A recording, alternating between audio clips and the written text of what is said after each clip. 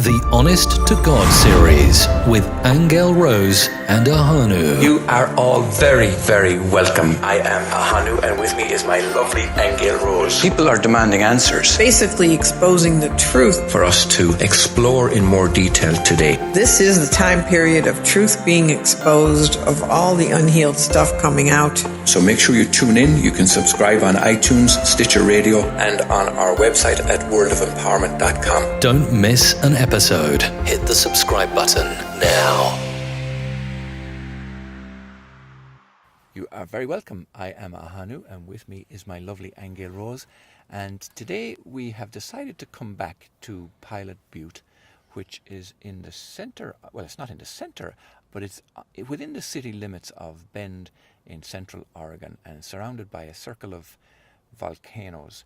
And we chose this spot because last week we had a really evocative discussion about life and death and why we're here and the physical body and illness and sickness and all of that kind of thing.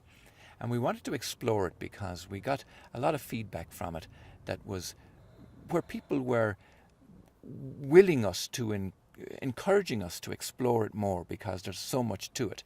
And we tried to cover it all in a space of like 20-25 minutes, which is a lot to ask actually. So we're going to try and do the same thing again now, but today we're going to focus on the aspect of the amount of energy that it takes us to actually be here. And what I mean by that is moving even from just the physical aspect. Even if you were to go back to the conception of a child, you know, the amount of energy that it takes for a woman to carry a child and then deliver the child, and then for the baby itself to grow, and it's using the energy of food, which supposedly has come from the sun, that through photosynthesis, you know, it's using that energy and converting it into the growth of the physical body. And then as we grow into adulthood, we're doing the same thing. We're using external energy to fuel the body in order to... Which proves it isn't real. Well, let's get into it, Aingeal Rose. Yeah, because it's a very interesting concept, actually, that we believe we're in. So talk to us about that. Why you did mention at the close of last week's session where it takes a lot of energy for us to be here. So if we were in a spirit body, would we be using that kind of energy at all? Well, no, because if you were aware that you were a spirit body, and this again is where we have to make the distinction. Right. You can have a physical form, you can have an appearance of a physical body, with also realizing that it isn't really solid, that it's an energy body. So, now, here's a good example. Do you remember when we had Penny Kellyan? Yeah. A couple in times past, right? Yes. And Penny, who was somebody who had a full Kundalini awakening, and she was talking about how now she can be in two places at once. She can get out of her body. She can travel to how many levels of the dream state without her body. And she was telling the story about how she had some relatives at her home one time, and she was still in bed, and she heard them talking down in the kitchen, and she was still out of her body. So being out of her body, she floated down, and she kind of hid in the cupboard so she could hear what they were all talking about. She was watching them. She was watching them in her spirit body. In her spirit body. And then she lingered there a while, and all of a sudden she realized that her physical body was starting to rematerialize. And that they might see her if she stayed there. But what she realized was that the reason it was rematerializing was because that's where the focus of her attention was. Okay? All right. So that's a really important thing to say, because most of us have not opened up the capabilities to do what she's doing. Mm-hmm. That's connected to the Kundalini, but with her it happened spontaneously in an instant. Okay, which proves the point I'm trying to make, that there is this spirit energy inside of us that is dynamic, that is moving, that responds to how we change our minds about it, okay, and what we want it to do. So, but if you're not in that awareness, if you're in an awareness like most people of the linear track, right, where it's past, present to future, this linear birth to death sort of frame of reference, it takes a lot of energy to sustain the belief in a physical body on that level. Okay, a dense physical body, it takes a lot of energy to hold that. And it's because it's not a true picture of what you really are. And so your mind is trying to maintain this illusion of this physical form and make it real. It involves not only mental energy, but it's physical energy, yes. emotional energy, all of that kind of thing Yes. to maintain that illusion. That's right. And that's why it's such a struggle here. Because this goes into all of the, coming from that position that people are in, everything else that we see in this world as normal, the rules, the laws, the efforting that has to, what you have to do to survive, all of that effort to maintain the belief that there's this solid finite thing that you have to feed, that you have to support, that you have to protect constantly. It's exhausting. It really is exhausting. And that's why the body dies. That's why eventually you're going to get sick and you're going to die. Okay, because number one, you can't maintain the illusion forever. All right, and death is the result of believing in that. Because the positive side of death, if we could say that, because there's a couple things going on with death, right? We could get into the belief in, disobeying God or making ourselves physical, which was a sin against God, and all of that nonsense that some people still believe, but it's nonsense. That somehow God is upset with us now, and now we're going to die. The original sin is you became physical. Let's just say, okay? And because you became physical, now you're doomed to death. The body's great. You wanted to make a body, and now it's subject to death and decay and all this other. But it's a perception, and this is what I have to keep repeating. It's a perception of what you think is true. Do you think, Aingeal Rose, that underlying all the different belief systems on Earth, and I specifically mean on Earth, like through all the religions, is there that underlying understanding somewhere that it's all a perception? I don't think I don't think they're at the level of a perception at all. Right. I think they're at the level of the material universe was a disobeying thing. Right. Yeah. Against God. And that's where the whole guilt thing comes in. That's where guilt comes in. That's where sin comes in. That's where repentance comes in. All of that comes in. Yeah. Okay, because, or how many times have you heard that, somebody who's wealthy, who's materialistic, quote unquote, they're doomed to hell. Okay, that's somewhere in the Bible too, And but that's not true, you see. It isn't really true. Those are the beliefs we've been programmed to believe. And you mentioned at one point about the fact that we think, and I'm using this, I want to emphasize we think that we would be punished by God for making this whole illusion up in the first place. That's right. So it's like a circular reference. It's a loop that we're in. And if you believe that you're guilty on a deep subconscious level for anything, what are you going to do? You'll punish yourself. Yeah. Because guilt demands punishment. Guilt demands punishment. Okay, so the thing is we even, like I say, we believe that suffering is justified here, but that's all self-punishment. Yeah. The reason people suffer is because somewhere in that deep psyche there is this worry or this fear or guilt that we're guilty and we're going to get ours. Yeah. Okay?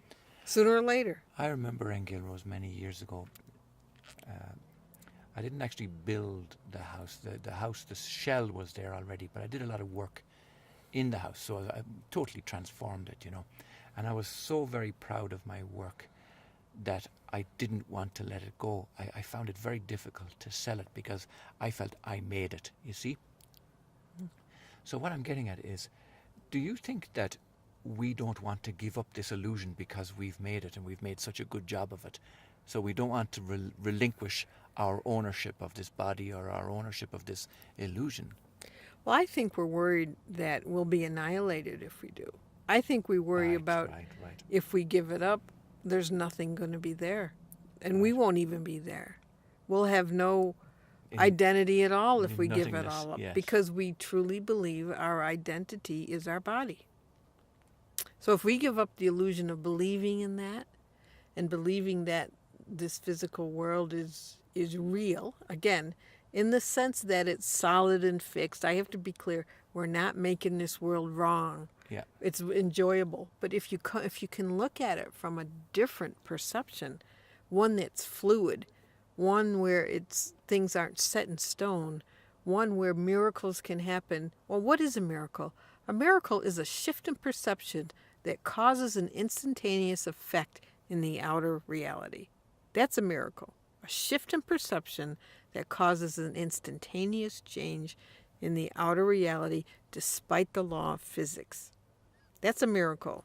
And that's the way we should be seeing. We should be coming from that place that anything is possible because we have the plasma and the life force energy of God inside of us. We're made out of it, and it's all around us. That's when you go and you do these manifesting things and you make affirmations or whatever, and you're really clear about your intention. It's the reason why it materializes, is because the plasma field out there says, oh, you're giving me a new instruction. Okay, well, here you go. Here it is, and at some point it pops. Now, speaking of a magical moment and a miraculous moment, we are, as I mentioned at the outset, at the top of Pilot Butte, and we've got an extraordinary view of a sunset over the Three Sisters Mountains in the distance. And it is indeed truly miraculous at that level. So we're going to take this opportunity to take a break. We'll leave you with this beautiful picture, and we will be right back after this. Throughout history, a humble yet vitally important plant has contributed to the health and prosperity of civilizations both ancient and new. From the Egyptians to the Chinese, the Romans and the Greeks, from the Vikings of Northern Europe to societies in Africa and all over the globe, from colonial times to the Industrial Revolution, and to modern-day United States, this amazing plant has revolutionized economies, used in textiles, paper, housing, agriculture, making roads, foods, medicines, and fuel. It is said that oil derived from this plant was used for holy anointings. While legend has it this plant grew in southern Mesopotamia, in the most famous garden of all, described in religious texts that go back thousands of years, and yet, for the last 75 years and more, your access to this plant's remarkable health and prosperity benefits have been blocked. Some say willfully kept from you, from the people who need it the most, and from a planet that strains to keep its balance. At a time when millions struggle financially, barely getting by, and millions more suffer with pain. In a world where economies teeter on the edge of collapse, where the global ecosystem wobbles like a top spinning out of control, betrayed by those who seek to control what you think, what you believe, what you can ingest, and how far you go in life. We now live in a world desperate for the plant that has been wrongfully taken from you. An amazing plant that nourishes the body, enriches the earth, and as you're about to discover, provides you with the ability to make a difference. For your family, your community, and for generations yet to come. Be prepared to witness a story of rebirth, of cultures and economies, of your life, and the life of our precious planet Earth. It's now your time to be part of the solution and learn more about the Canaway hemp lifestyle.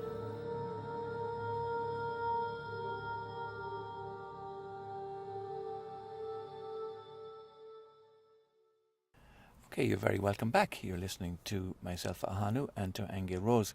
And we have been really enjoying that miraculous few moments there watching that sunset. And let us mention there's about 100 other people up here also watching the sunset. They are. And they do it every night, Ahonu. Come They do. up It's to a Pilot beautiful- Butte to watch the sunset over the mountains. It's a beautiful thing, yeah. Now, before the break, Aingeal Rose, we were talking about guilt and how we think we'd be punished by God for making an illusionary world. Do you remember? And we also were talking about the fact that we don't really want to give up what we've made, and we like living in the dream world. Actually, you know, we like eating our gourmet foods, meals yeah. and breathing fresh air and walking on a beach hand in hand and raising children. It might be hard at times, but there's a wonderful pleasure to it and all of that. So we don't want to give that up. And no one's asking us to give it up. They're just asking Yes. us to look at it differently. Right. Now that's the key. That is the key, because yeah. I was reminded of something as we were watching the sun go down. Ahonu. Looking at the mountains made me think of this phrase in the Bible where Jesus, told everybody that what he could do, everyone else could do. When you could, if you were aware, you could say to the mountain, move, and it would move. And that's exactly the point I'm trying to make. Right. It's a perception. Yes. It's not that you get out of the physical universe, that you dissolve the physical universe, that there's anything wrong with it. It's that you see it very differently. You Yes. see it as a malleable dreamscape in which you can put any dream. Right. So why not make like the Course in Miracles also talks about that. Why not make a happy dream? Yes. It's still a dream, but you know it's a dream. You know it's a dream. But you're making it a happy dream. That makes sense. And then also, I mentioned a key word there earlier when I was talking about the sunset, how it was magical. And we would make magical things happen if we were at that level of consciousness and awareness. Well, miracles would be appearing all what we call miracles. Yeah. If we really understood that we can mold reality any Yes. way we like. And we would know what was real. We would know definitely that all of this struggle and scarcity and suffering and sickness and death that we go through Yeah. is a distorted perception. And we wouldn't expend the energy creating any more death or dying because we'd know that there's no point to it. We wouldn't be holding on to it as a perception, as a belief system. Right. Now, would that also be a reflection of our understanding that we're not guilty?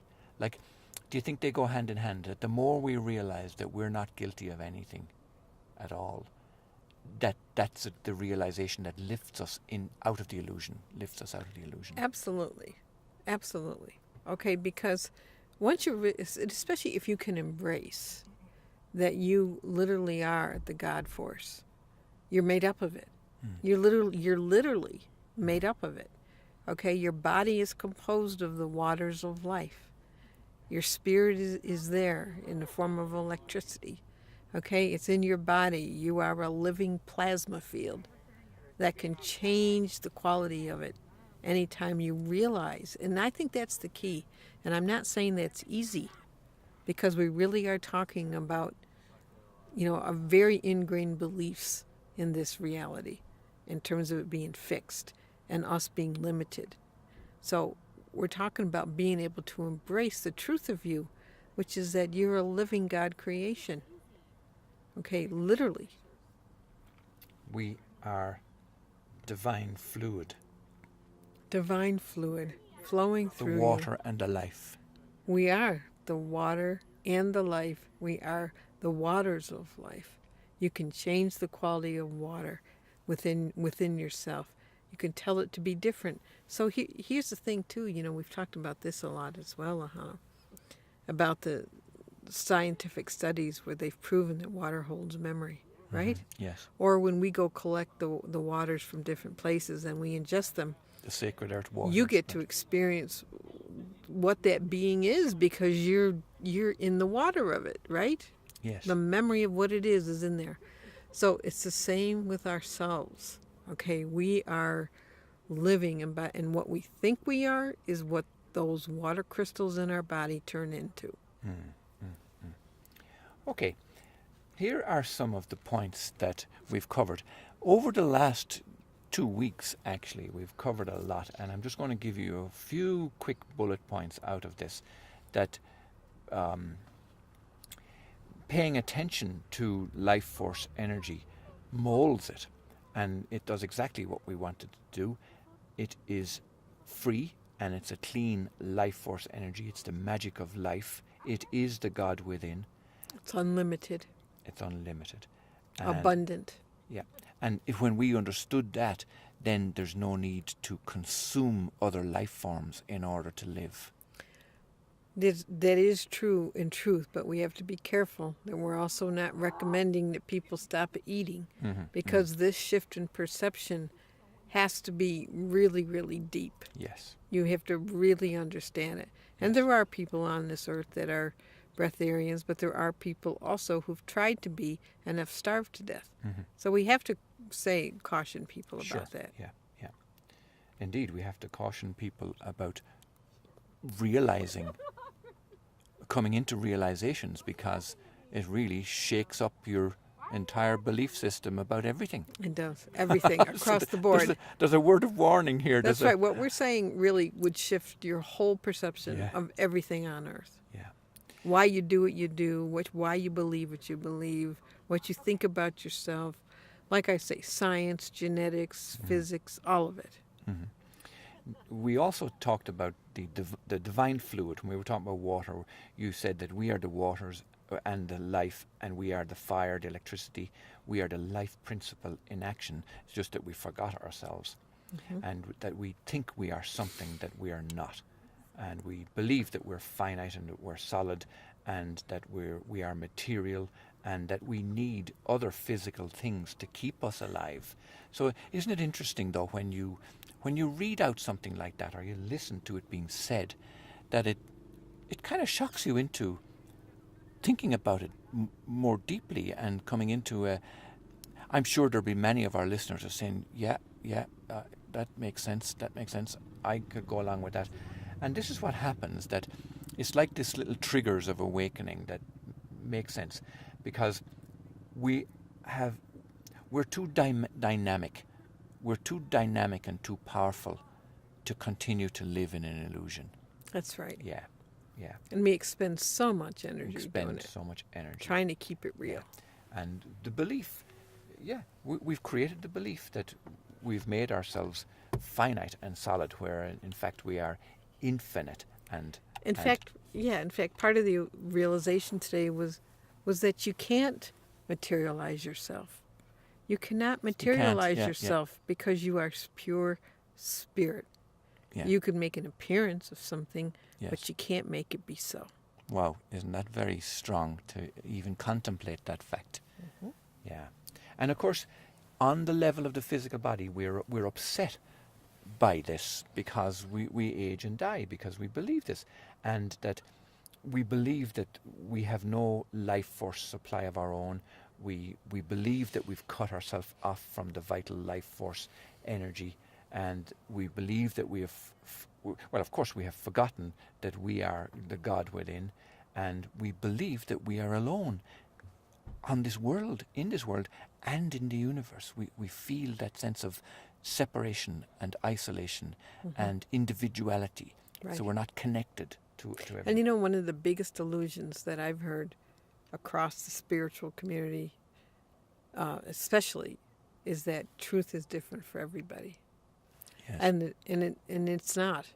The fundamental truth is we are all what you're reading there. We're all spiritual energy. We're all water in the Holy Spirit. That's the fundamental truth. It's true beyond everything.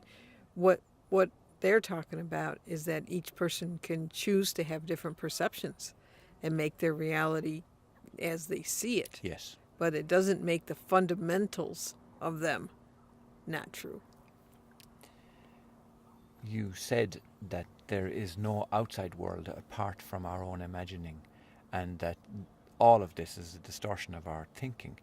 And Well, the distortion is in thinking we're limited and finite and we have to suffer and die, and that's the distortion. yeah, you did mention a wonderfully stirring thing, that we are the fallen angels, and that we've fallen into the belief that we're physical. And you mentioned about falling and the false self, and that being false. And not a sinful being now. When we're talking about a fallen angel, we don't mean a sinful angel. We're not talking about a disobedient angel. We're talking about a misperception. The fall is when we had the misperception, or we forgot, what we're really made of. Yeah. And That's the false that's self. the root cause of all fear and illness and death. That's Yeah. right. Yeah. Yep. And of course, that fear is that we're afraid that there would be no more world, or that we would be found out in some way. Yeah, we're afraid of it being exposed to us. Yeah, Of course, here we are exposing it. But I mean, we're afraid that No, but I can somebody feel will, it because yes, somebody will tell us that we've been living a lie all this time. Yeah, and on the level of your family, you may feel that, oh my God, if this is all an illusion and it's no longer here, and if I believe it, then I won't see or feel or be with my children, or they won't perceive me anymore, or I'll be gone, or does this mean... Or everybody will disappear. Yeah, isn't it interesting how The it world will opens up disappear in the blink of an eye. how the ego But- brings in the fear again to reinforce the belief. So you'll still see the world, you just won't see it as solid. Yeah. You'll see like I mentioned in the It's last... the dream world. You'll look at that tree and you'll be able to see, like I can look at that tree right now in front of us and see the form of it, but I'd also be seeing it in its light body. I'd be seeing the colors going through it, the molecules moving through it, the life force moving through it.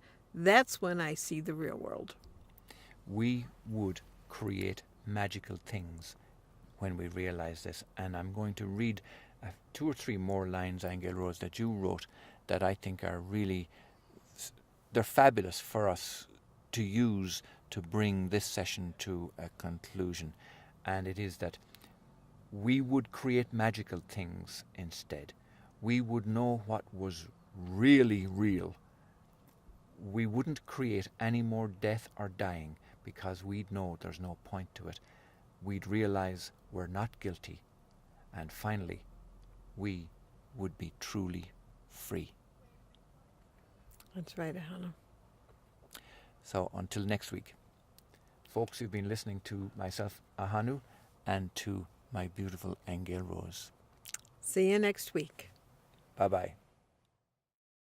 You have been listening to Aingeal Rose and Ahonu on World of Empowerment Radio, your station for practical spirituality in a changing world.